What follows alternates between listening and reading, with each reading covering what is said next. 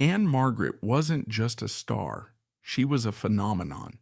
From stealing the screen in Bye Bye Birdie to setting fire to the stage with Elvis Presley in Viva Las Vegas, her career was a dazzling mix of talent, charisma, and sheer determination.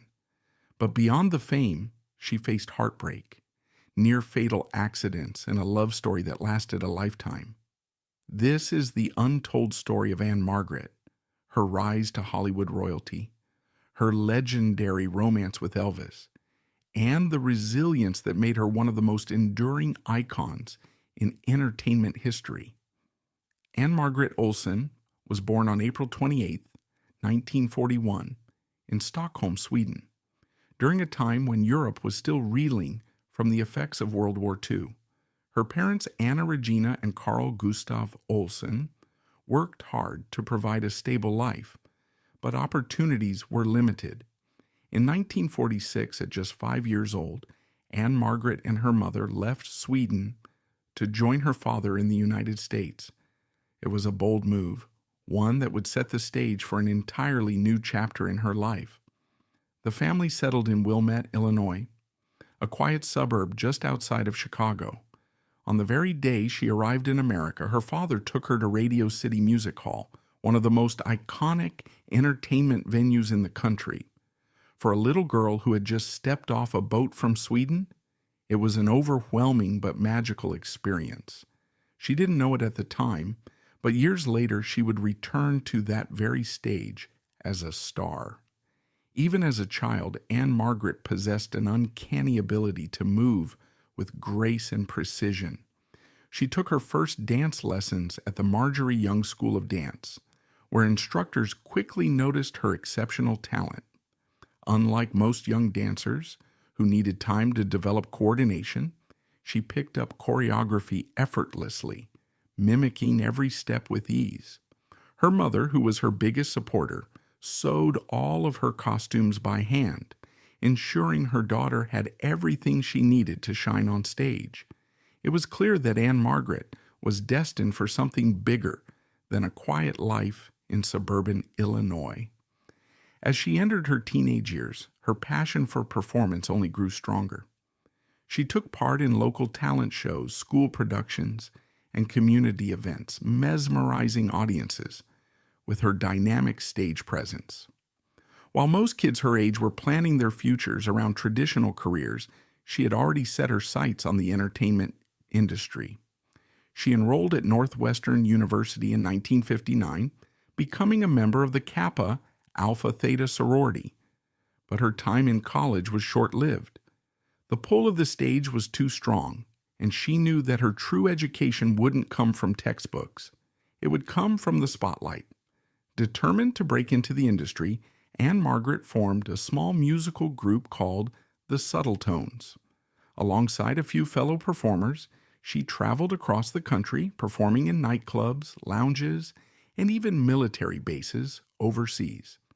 These performances were far from glamorous, but they provided invaluable experience.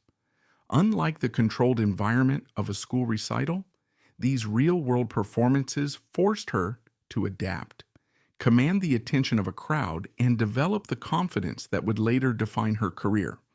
Her breakthrough came when legendary comedian George Burns saw her perform and immediately recognized her star quality. At a time when Hollywood was always searching for fresh talent, she had something that set her apart. Burns took her under his wing and gave her a spot in his Las Vegas act, a once-in-a-lifetime opportunity that placed her in front of massive audiences. For a young performer trying to make a name for herself, this was the kind of exposure that could change everything. Hollywood soon took notice. Ann-Margret was offered a screen test at 20th Century Fox in 1961, a defining moment that would launch her into stardom. Studio executives were mesmerized by her unique combination of innocence and sensuality, a rare quality that made her stand out among other young actresses of the era. Offstage, she was shy and reserved, but once the cameras were rolling, she transformed into a magnetic, electrifying performer. There was something captivating about the contrast between the sweet, soft-spoken girl and the fiery, uninhibited entertainer. The studio wasted no time in securing her talent, offering her a 7-year contract. This marked the beginning of a Hollywood career that would see Ann-Margret rise from an unknown hopeful to one of the biggest stars of the 1960s. What had started as a childhood passion for dance had now become something much bigger, a journey that would take her to the heights of fame and cement her place in entertainment history. Ann-Margret's entrance into Hollywood was swift and electric. After signing with 20th Century Fox, she wasted no time in proving that she was more than just a beautiful face. In 1961, she made her film debut in Pocketful of Miracles, a remake of Lady for a Day, directed by the legendary Frank Capra. Sharing the screen with Bette Davis and Glenn Ford was no small feat for a newcomer, but Ann-Margret held her own, bringing a fresh energy that hinted at her star potential.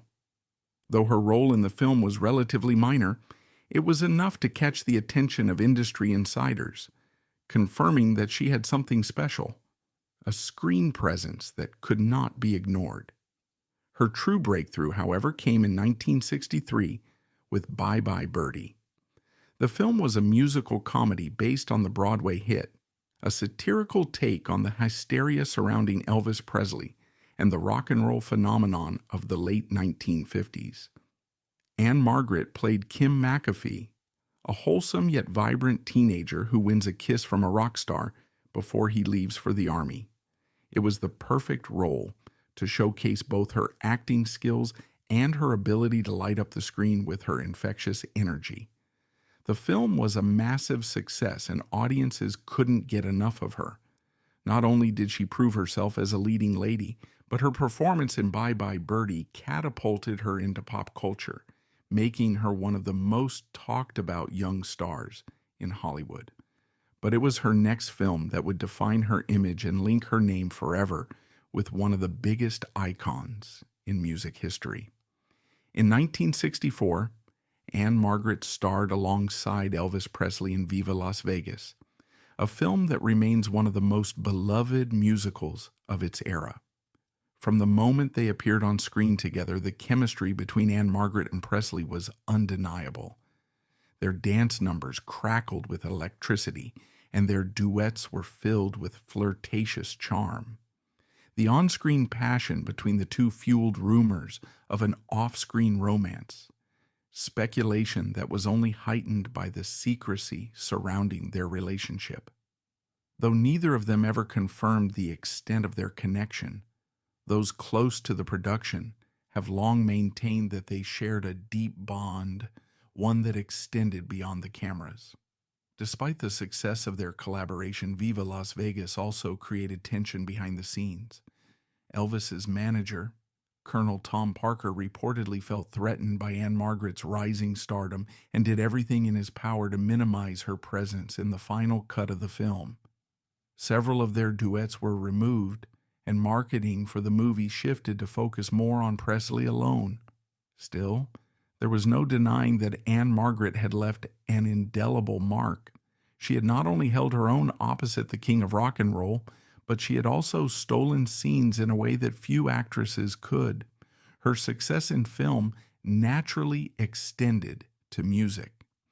While filming Bye Bye Birdie, RCA Victor saw the potential to capitalize on her newfound fame and signed her as a recording artist.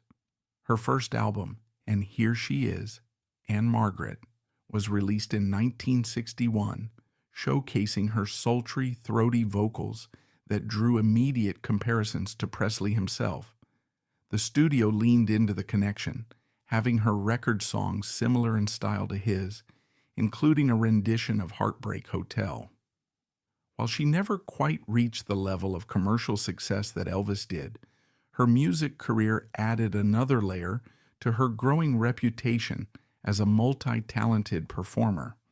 She even scored a Billboard Top 40 hit with I Just Don't Understand in 1961, a song that later gained renewed attention when the Beatles covered it. Ann-Margret's dual success in both film and music set her apart from many of her contemporaries. She wasn't just an actress or a singer, she was a full-fledged entertainer. Whether on the silver screen, behind a microphone, or dazzling a live audience with her high-energy performances, she had an undeniable charisma that made her unforgettable. Hollywood had found its newest star, and Ann-Margret was just getting started.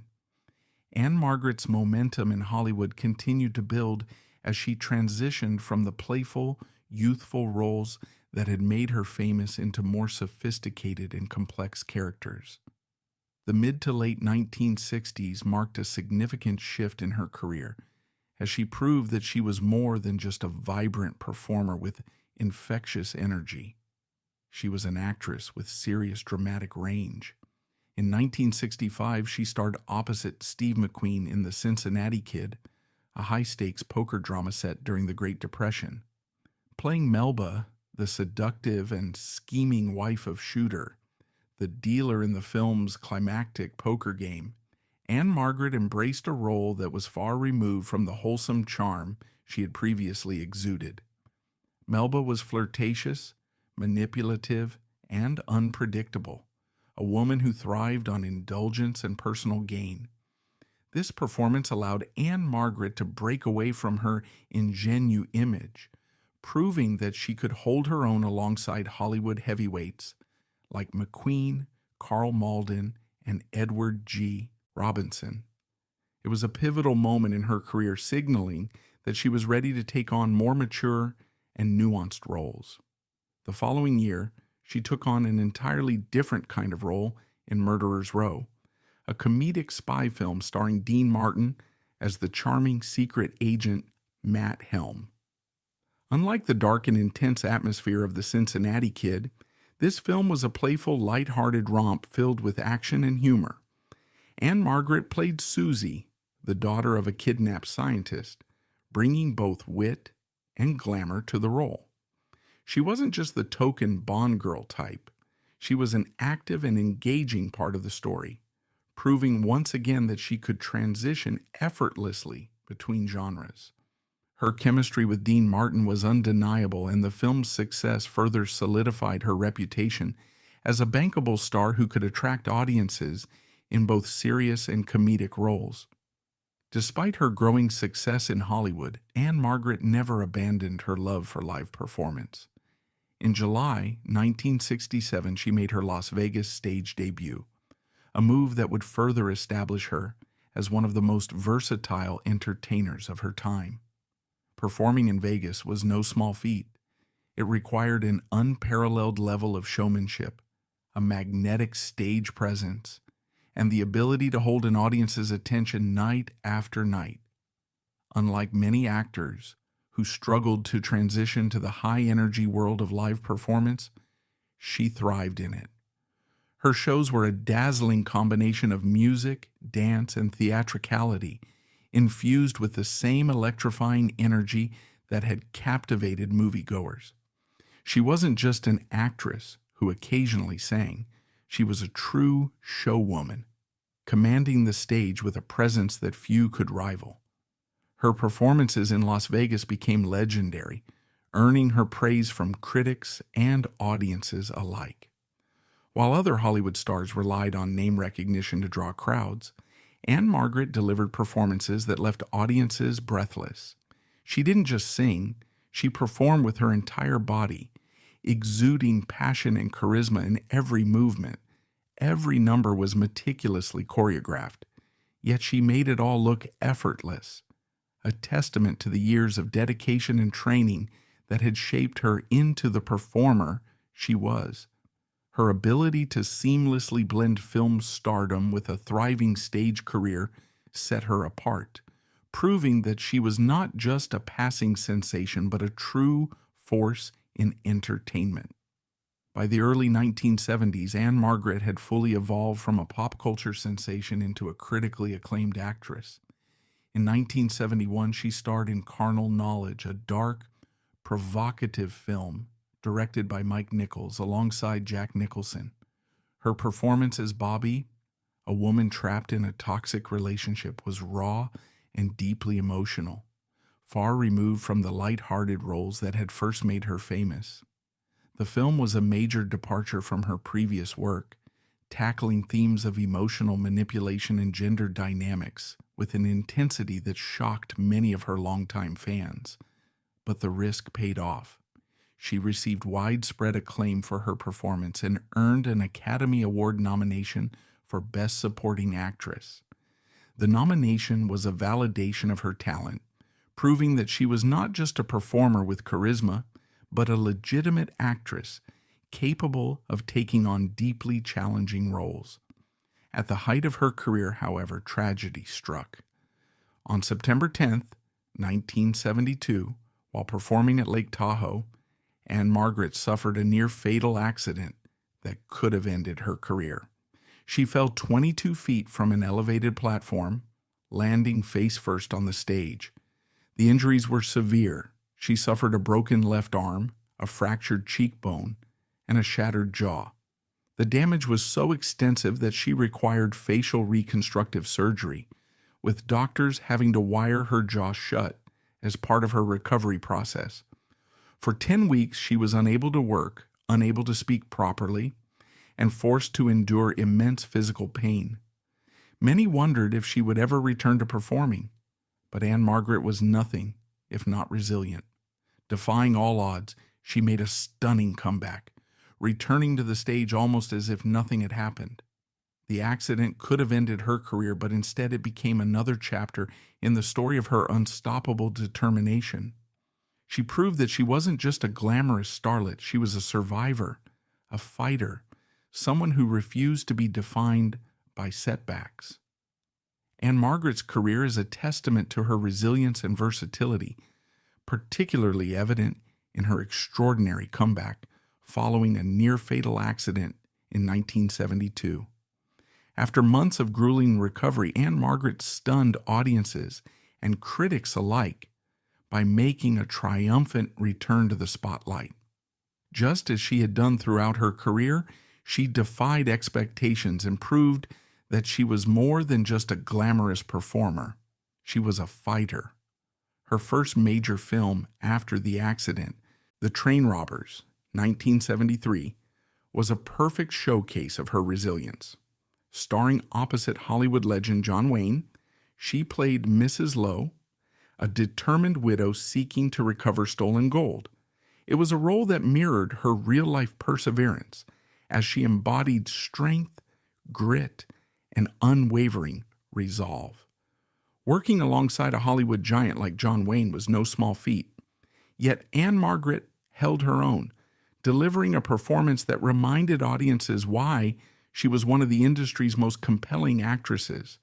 Her comeback was not only inspiring, but also proof that she had emerged from adversity with even greater depth as an artist.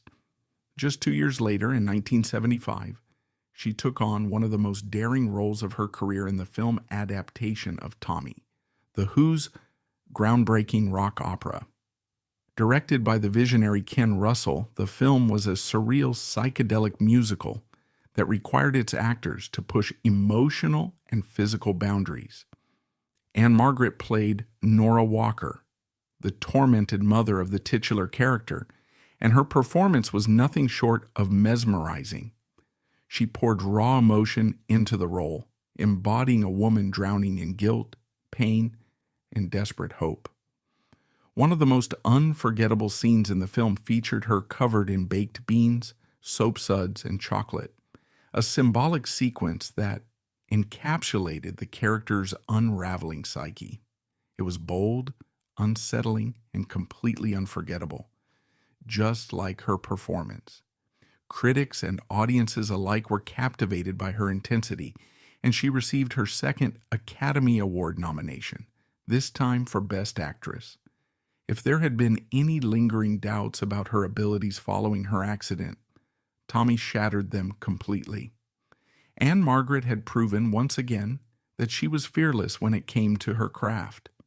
As the years progressed, she continued to evolve, refusing to be confined by the expectations that had once been placed upon her. She was no longer just the glamorous, sensuous starlet of the 1960s. She was now a respected, multi-dimensional actress who could command both drama and comedy with equal finesse.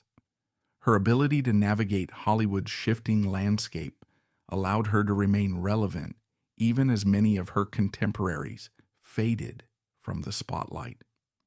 Throughout the 1980s and 1990s, she racked up an impressive array of accolades, winning 5 Golden Globe Awards and earning multiple Emmy nominations.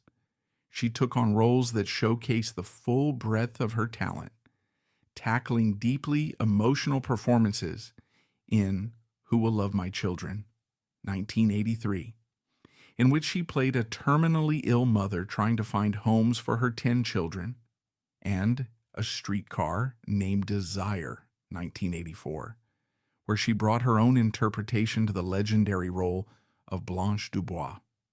Both performances were met with widespread acclaim, further cementing her reputation as an actress capable of profound depth and nuance. While her dramatic work earned her critical praise, Ann-Margret never lost touch with her ability to entertain audiences in lighter, more commercial films.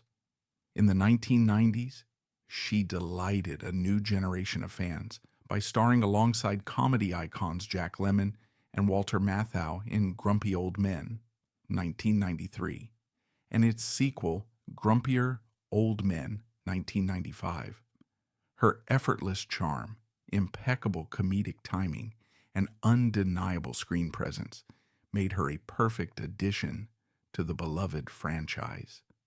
These films introduced her to younger audiences who may not have been familiar with her earlier work, proving that her appeal transcended decades. She had seamlessly transitioned from a 1960s Hollywood bombshell to a beloved veteran actress, a rare feat in an industry that often discards its stars as they age. Her ability to reinvent herself extended beyond film, as she continued making a significant impact on television well into the 2000s. In 2010, she guest starred in an episode of Law and Order, SVU, portraying a complex, layered character that earned her long overdue recognition in the form of a Primetime Emmy Award for Outstanding Guest Actress in a Drama Series. It was a moment of validation for a career that had spanned over 5 decades. Yet even after achieving nearly every accolade an entertainer could hope for, she remained committed to her craft. She continued to take on compelling roles in hit series like Ray Donovan and The Kominsky Method, proving that even after decades in the industry, she could still bring something fresh and compelling to the screen. Ann-Margret's ability to captivate audiences was not limited to the silver screen. Her personal life was just as intriguing as her career. While she dazzled the world with her talent, beauty, and electrifying performances, her romantic relationships became a topic of endless fascination, adding another layer to her already glamorous image. During the height of her fame in the 1960s, she was linked to some of the most well-known men in Hollywood, each relationship fueling media speculation and tabloid headlines. One of her earliest high-profile relationships was with singer Eddie Fisher, a crooner whose personal life was nearly as famous as his career. Fisher had once been married to Hollywood sweetheart Debbie Reynolds, before his highly publicized affair with Elizabeth Taylor led to scandal and divorce. When he and Ann-Margret were romantically linked, it only added to the media frenzy that constantly surrounded her. However, this connection was short-lived, quickly overshadowed by the rumors that would follow her for decades. Her deep, complex, and legendary relationship with Elvis Presley. During the filming of Viva Las Vegas in 1964, Ann-Margret and Elvis formed what many have described as one of the most electric on-screen partnerships of the era. Their chemistry was undeniable, radiating through every musical number and flirtatious exchange. They weren't just two young, attractive stars playing love interests. They were kindred spirits, drawn together by a shared passion for music, performance, and an understanding of what it meant to live under the blinding spotlight of fame. Their connection extended far beyond the cameras. Those who were close to them have long maintained that their romance was not just a publicity stunt or a brief fling. It was a deep and genuine relationship. Ann-Margret herself has always spoken about Elvis with reverence, describing him as a man who truly understood her in a way few others could. She often referred to him as her soulmate in music, highlighting the creative bond they shared. While they were never officially confirmed as a couple, their closeness was evident. They spent time together beyond the set, exchanged gifts, and remained in contact even as their careers took them in different directions. However, their love story was not destined to last. Many have speculated that Elvis's manager, Colonel Tom Parker, played a major role in ensuring that their relationship never progressed further. Parker was notorious for his tight control over Presley's public image, and he reportedly saw Ann-Margret as a potential threat to that control. She was a star in her own right, with a presence and talent that could rival Elvis's, and Parker feared that a marriage between the two would shift the balance of power. Some believe that it was under his influence that Elvis ultimately ended things, though Ann-Margret never spoke negatively about their separation. Even after their romantic relationship ended, their friendship endured for years, a testament to the depth of their bond. When Elvis passed away in 1977, Ann-Margret was one of the few celebrities invited to his private funeral, further proof of the lasting impact they had on each other's lives. Though her connection with Elvis became the stuff of Hollywood legend, it was Roger Smith who would ultimately win her heart and become her true life partner. In 1967, she married the actor, best known for his role on the television series 77 Sunset Strip. Their marriage was unlike the fleeting Hollywood romances that often made headlines. It was built on unwavering devotion, trust, and a deep sense of partnership. From the outside, their relationship may have seemed like a classic fairy tale, but at its core it was rooted in something even more powerful, an unbreakable bond of love and loyalty. Roger was more than just Ann-Margret's husband. He was her protector, her manager, and her closest confidant. When they married, he made the decision to step away from acting to focus on managing her career, ensuring that she could navigate the entertainment industry with security and stability. He handled business affairs, shielded her from industry pressures, and helped her make strategic career decisions that would sustain her longevity in Hollywood. While many may have assumed that she didn't need anyone to guide her, Ann-Margret herself credited Roger as the foundation of her success, the man who provided her with the support system she needed to continue thriving. Their marriage defied industry norms, lasting an incredible 50 years until Roger's passing in 2017. In a world where celebrity relationships often dissolve under the weight of fame, their love stood as a rare exception. They built a life together that went beyond the glamour of Hollywood, forming a family that included Roger's 3 children from a previous marriage. While they never had biological children of their own, Ann-Margret fully embraced her role as a stepmother, creating a close-knit household filled with love and warmth. Their love was tested many times, particularly when Roger's health began to decline. He was diagnosed with myasthenia gravis, a rare neuromuscular disease that caused progressive weakness and fatigue. As the condition worsened, Ann-Margret took on the role of caretaker, standing by his side with the same unwavering devotion that he had shown her throughout their marriage. She never wavered, proving that behind the glamorous persona was a woman whose greatest role was that of a loving wife and caregiver. Even as her own career continued to flourish, she remained fiercely dedicated to Roger, ensuring that he had the best care and support until his final days. When Roger passed away in 2017, it marked the end of a chapter that had defined much of Ann-Margret's personal life.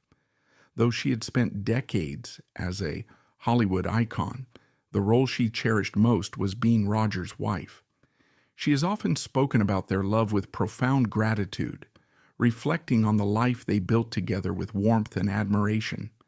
Even in his absence, she has carried his memory with her, continuing to honor the love that shaped her life. Even as time moved forward and Hollywood saw new generations of stars rise and fade, Ann-Margret remained a constant, an enduring symbol of talent, resilience, and timeless appeal. Unlike many of her contemporaries who drifted into obscurity, she continued to embrace new opportunities, proving that her passion for performance had never waned. Even after decades in the business, she never fully stepped away from the spotlight. She continued to take on acting roles, appearing in popular television series that introduced her to a whole new audience.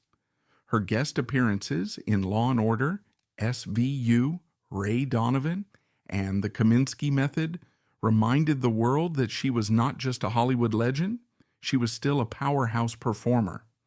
In The Kominsky Method, she played Diane, a widow navigating the complexities of love and loss, a role that resonated deeply given her own experience after the passing of Roger Smith.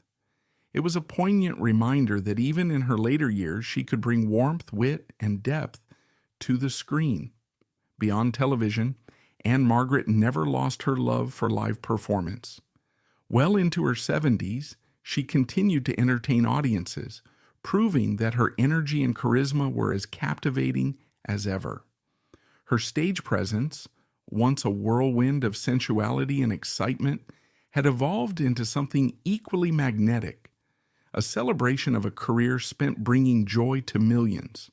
Her legacy is one that transcends film and music. She is remembered not just for her beauty, talent, and success, but for her perseverance in an industry that often forgets its stars as they age. Ann-Margret refused to be boxed into a single era, a single genre, or a single expectation of what a woman in Hollywood should be. She reinvented herself time and time again, not out of necessity, but because her passion for her craft never dimmed. She is more than just an icon of the 1960s. She is a woman who embraced every challenge, every transition, and every moment with the same unwavering determination that made her a star in the first place. Whether through her unforgettable roles, her electrifying performances, or the simple grace with which she carried herself through life, Ann-Margret's name remains synonymous with resilience, passion, and an undying love for the art of entertainment. Even today, her presence lingers, a testament to a career and a life defined by brilliance, strength, and an unshakable devotion to the stage and screen.